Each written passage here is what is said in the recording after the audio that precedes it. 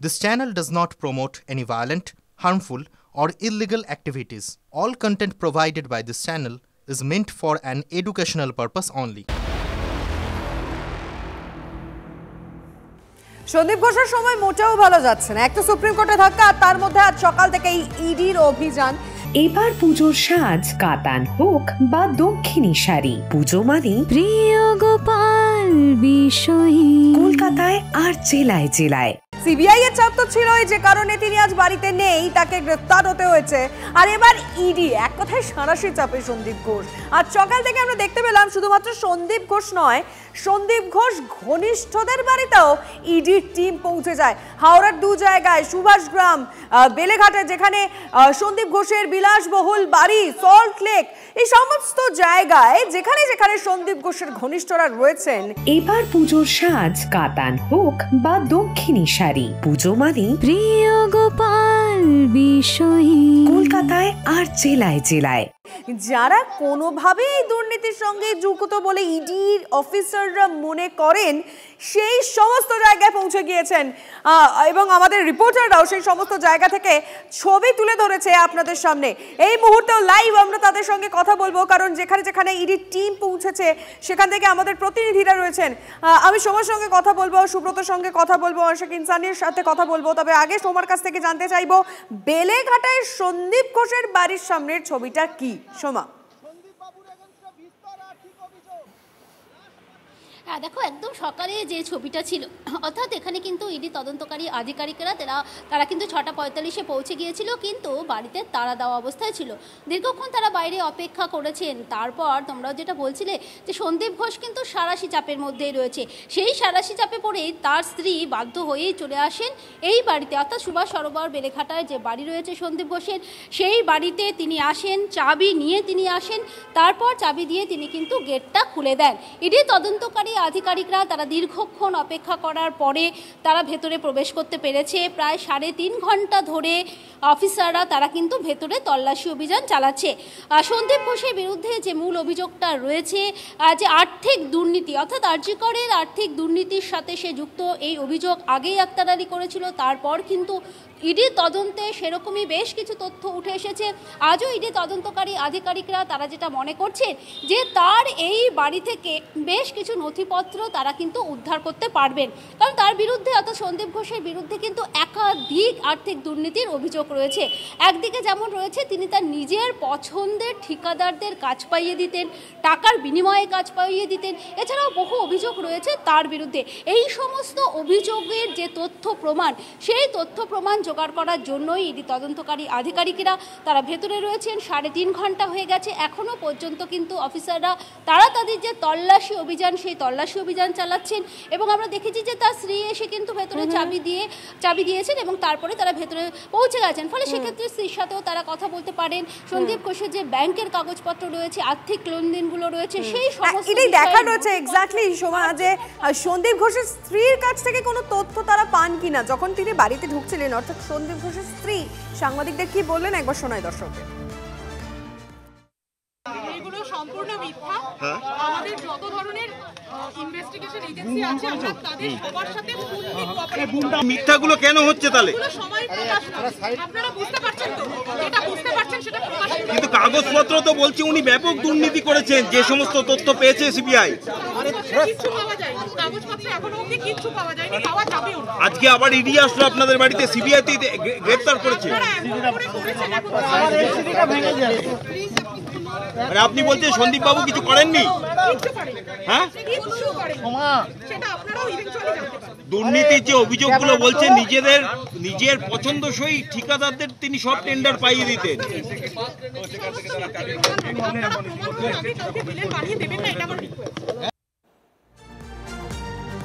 আচ্ছা, সিবিআই এর হাতে বা ইডির হাতে, কেন্দ্রীয় এজেন্সির হাতে এর আগে আর্থিক দুর্নীতিতে যারা গ্রেপ্তার হয়েছে তাদের প্রত্যেকের একটি করে বিলাসবহুল বাংলোর হদিশ আপনাদের দেখিয়েছে টিভি9 বাংলা।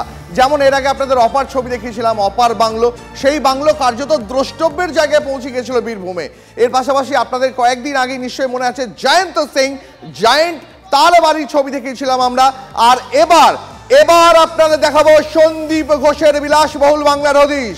এই মুহূর্তে টিভি9 বাংলা যে ছবি দেখাচ্ছে আপনাকে, সন্দীপ ঘোষের বিলাসবহুল বাংলোর হদিশ পেল ক্যানিং 2 নম্বর ব্লকের নারায়ণপুরে বিঘার পর বিঘা জমির ওপরে প্রাসাদোপম বাড়ি সন্দীপের।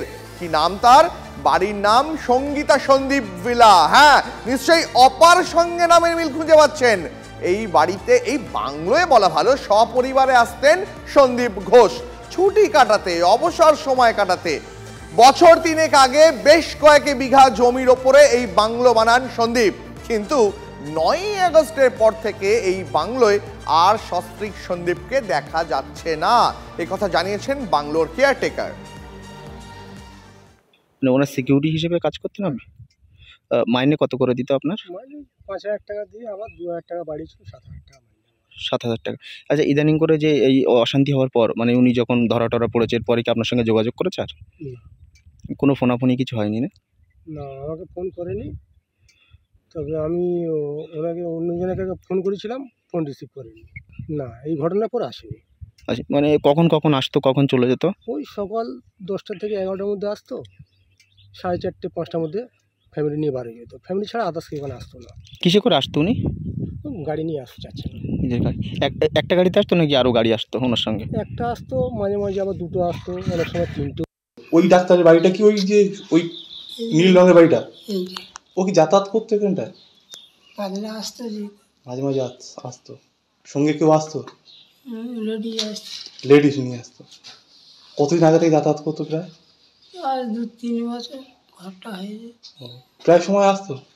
প্রায় সময় যখন মন করে আসে।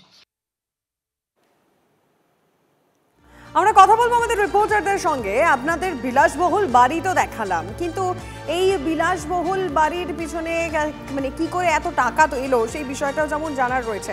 আমি সুব্রতর সঙ্গে কথা বলতে চাইবো। আমাদের প্রতিনিধি সুব্রত সরাসরি রয়েছে। সুব্রত, এখন কি আপডেট? দেখো, প্রায় 5.5 ঘন্টা অতিক্রান্ত হয়ে গেছে সাঁকরাইলের এই যে বাসুদেবপুর দাসপাড়া, সেইখানে আমার পেছনের যে বাড়িটা তুমি দেখতে পাচ্ছ, এটাই হচ্ছে কৌশিক কোলে, অর্থাৎ সন্দীপ ঘোষ ঘনিষ্ঠ যে ভেন্ডার বিপ্লব সিংহ, তার যে হিসাব রক্ষক, তার বাড়িতেই সকাল 6:50 থেকে ইডির 6 জন আধিকারিক, একজন মহিলা সহ 6 জন আধিকারিক, তারা কিন্তু এই বাড়িতেই তারা রেড চালাচ্ছেন এবং কেন্দ্রীয় বাহিনীকে সঙ্গে করে নিয়ে এসে কিন্তু এখানে রেড চলছে সকাল থেকেই। মূলত যে সন্দীপ ঘনিষ্ঠ যে ভেন্ডার অর্থাৎ বিপ্লব সিংহ এবং সুমন হাজরা, তাদেরই যে হিসাব রক্ষক, সেই কিন্তু এই হচ্ছে কৌশিক কোলে তার বাড়ি। এখানে কেন্দ্রীয় বাহিনী কিন্তু সকাল থেকে প্রায় 5.5 ঘন্টা অতিক্রান্ত তারা রেড চালাচ্ছে। মূলত এই যে টেন্ডার পাওয়ার ক্ষেত্রে যে আর্থিক দুর্নীতি হয়েছে এবং বছরের পর বছর কোটি কোটি টাকার যে টেন্ডার, সেগুলো কিভাবে পেত এবং এর যে কাগজপত্র, সেসব কিন্তু খতিয়ে দেখছে ইডি আধিকারিকরা। তোমাকে বলে রাখবো, এর পাশাপাশি যে আরজি করের যে আর্থিক তছরূপ, সেই তছরূপের মামলায় আরও নানান দিকে কিন্তু ইডি আধিকারিকরা যেতে পারে, এমনটাও জানা যাচ্ছে। পাশাপাশি সন্দীপ ঘোষের ঘনিষ্ঠ যে বিপ্লব সিং, সেও কিন্তু সিবিআইয়ের হাতে রয়েছে এই মুহূর্তে, কিন্তু ইডি আধিকারিকরা তার বাড়িতেও তল্লাশি চালাচ্ছে এবং বিপ্লব সিংয়ের বাড়ি থেকে প্রায় 100 থেকে 150 মিটারের মধ্যেই এই হিসাব রক্ষক কৌশিক কোলে তার বাড়িতে কিন্তু এই মুহূর্তে রেড চলছে এবং কতক্ষণ রেড চলবে রাখো। ঠিক এইভাবে আরো বেশ কিছু সন্দীপ ঘনিষ্ঠের বাড়িতেও ইডি টিম রয়েছে, আমরা সেদিকটা নজর রাখবো। যেমন বেলেঘাটা, সল্টলেক, হাওড়ার পাশাপাশি হুগলি, সেখানেও চলছে ইডির হানা। প্রথমে চন্দননগরে সন্দীপ ঘোষের শ্বশুর বাড়িতে যান তদন্তকারীরা। বাড়ি তালা বন্ধ দেখে সেখান থেকে বৈদ্যবাটি নার্সারি রোডে কুণাল রায় নামে একজনের বাড়িতে যায় ইডি। আমার সহকর্মী আশিক ইনসান রয়েছেন আমাদের সঙ্গে এই মুহূর্তে সরাসরি।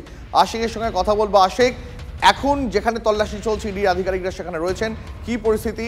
ইডির অফিসাররা এখনো পর্যন্ত এমন কোনো তথ্য, কোনো নথি খুঁজে পেলেন কি যাতে আরজি করের যে আর্থিক দুর্নীতি তার কোনো হদিশ মেলে?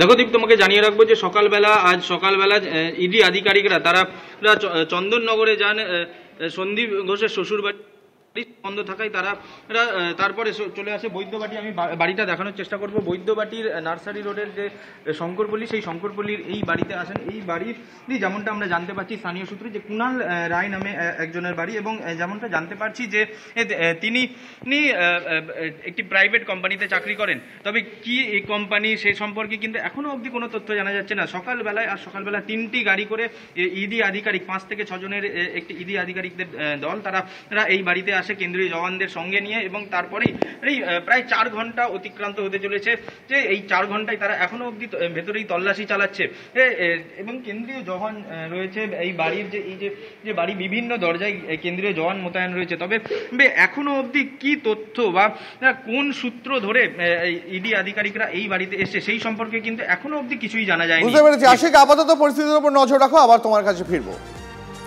তবে এই আরজিকর কাণ্ডে সুভাষ সময়ও কিন্তু ইডির তল্লাশি চলছে। প্রসূন চ্যাটার্জির বাড়িতে হানা এজেন্সির। ন্যাশনাল মেডিকেলে ডেটা এন্ট্রি অপারেটর এই প্রসূন। 2017 থেকে সন্দীপ ঘোষের ছায়া সঙ্গী বলেই পরিচিত প্রসূন চ্যাটার্জি।